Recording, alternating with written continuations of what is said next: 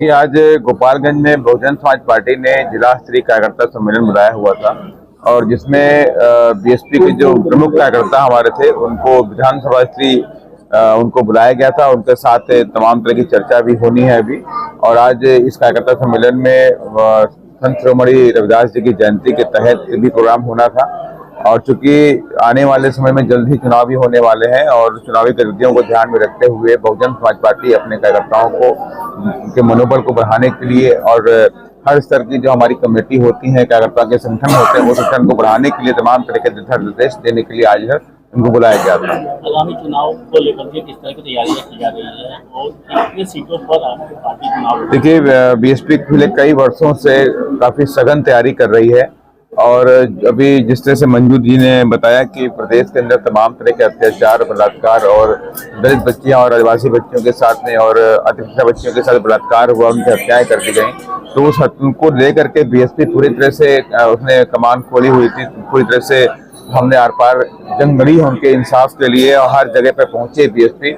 लेकिन दुखद ये रहा कि यहाँ पे जो सरकार है, सत्तारूढ़ पार्टी है और जो विपक्ष की पार्टी मेन है, उनकी भूमिका बहुत ही खराब रही और निंदनीय भी रही, क्योंकि तमाम केसों में डॉक्टरों ने अपनी फर्जी रिपोर्ट भी लगाई है और यहाँ तक कि पुलिस ने भी अपनी अपनी अलग अलग कहानी वहाँ पे बताने का काम किया है। निश्चित तौर से प्रदेश के अंदर अगर गुंडा राज खत्म करना है और यहाँ माफिया राज खत्म करना है तो 100% बीएसपी को इस बार जनता को ध्यान देना चाहिए।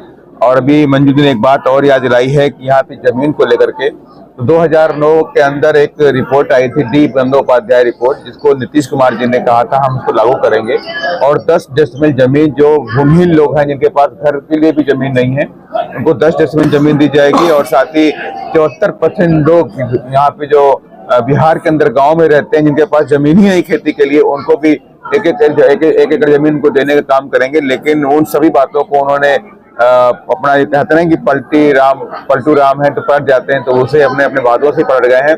लेकिन मैं बिहार की जनता से कहना चाहता हूँ और यहाँ पे जब भी पिछले समाज से कहना चाहता हूँ, बीएसपी जो कहती है वो करके दिखाती भी है। और ये बीएसपी ने कह दिया है बिहार के अंदर भूमि सुधार कानून लेकर के आएंगे और भूमिहीनों को 2 से 3 एकड़ जमीनें भी देने का काम करेंगे और जिनके पास आवास नहीं, मकान नहीं है, उनको 2-2 कमरे का मकान भी बना करके देने का काम करेंगे। और पूरे प्रदेश के अंदर शिक्षा का माहौल भी बनाने का काम करेंगे, क्योंकि शिक्षा को लेकर के जिस तरह से यहाँ पे हम लोग भ्रमण कर रहे हैं, यहाँ पे अच्छे स्कूल नहीं है, अच्छे डिग्री कॉलेजेस नहीं है, इन तमाम चीजों की सुविधाएं जो है उनको बढ़ाने का भी हम लोग काम करेंगे। बीएसपी प्रदेश के अंदर सभी सीटों पर पूरी ताकत के साथ चुनाव लड़ने का भी काम करेंगे।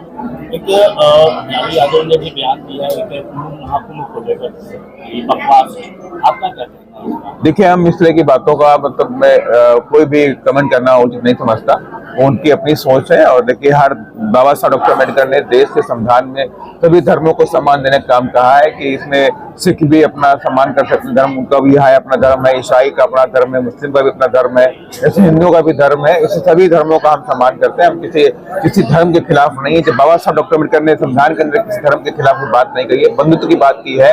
और उन्होंने कहा है कि इस देश के अंदर फ्रेटर्निटी का काम होना चाहिए, बंधुत्व का काम होना चाहिए। अगर बंधुत्व नहीं आपस में होगा, भाईचारा आपस में नहीं होगा, तो आगे नहीं बढ़ सकता। तो हम किसी धर्म के खिलाफ बात नहीं करते हैं। थैंक यू, धन्यवाद।